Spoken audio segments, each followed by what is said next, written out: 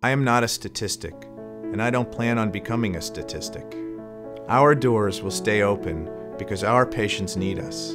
They need the focused and compassionate care that only community oncology can provide. My patients deserve the best chance to beat cancer, and I'm going to make sure they get it. My name is Jeff Vacirca of North Shore Hematology Oncology Associates, and I know why community counts.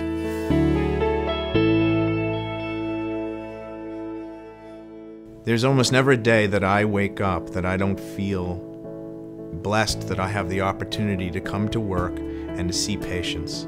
That's been my goal since the first day I went to medical school, was to be an oncologist. North Shore Hematology Oncology has 14 medical oncologists and 2 radiation oncologists. We have approximately 220 employees that work full-time in 5 offices, which are spread across Suffolk County, New York. We see on average about 2,800 patients weekly between all of our offices. This does take into account that we're open on Saturdays and Sundays, which I know for a lot of people is a little bit surprising. But what we found is that as a community practice, to be able to be open on the weekends has made a huge difference for our patients' lives. I think unfortunately for 2013, there's a multitude of challenges that are facing us as practitioners.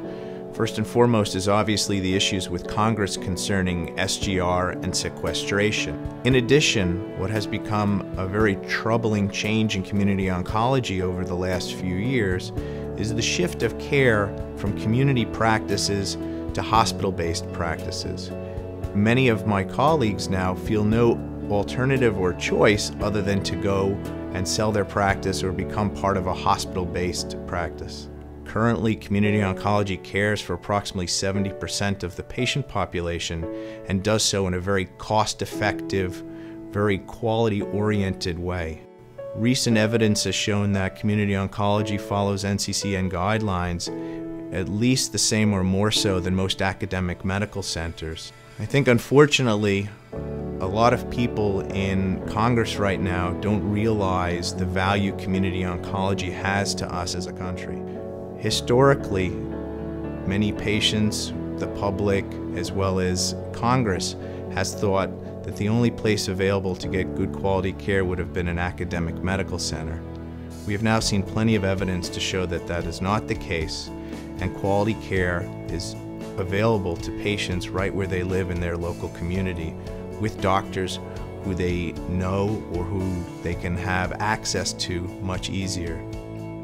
I think what we're going to end up seeing happen is a real public outcry. When the public realizes the potential change in healthcare, their access to physicians, and the efficiencies that we've put in place could potentially go away. This practice provides an invaluable service to our community. We've been here for over 40 years.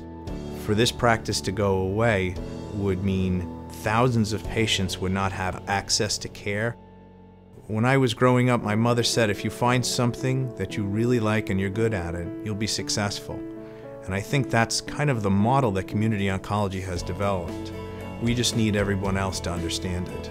I've been very blessed in my career that I have yet to meet a colleague in community oncology that I didn't have respect for and enjoy working with. The only issue that we face today is our lack of solidarity as a group. Now more than ever, we need to work together, we need to unite towards a common goal, and that's for community oncology to survive for the next decade and longer.